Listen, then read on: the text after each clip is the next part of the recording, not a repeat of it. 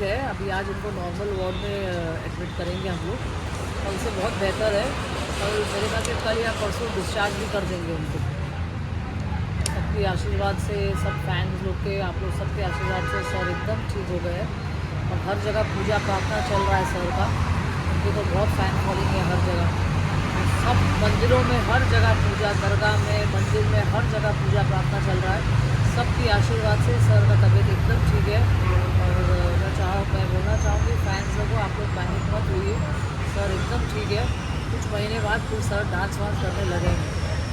Thank you so much.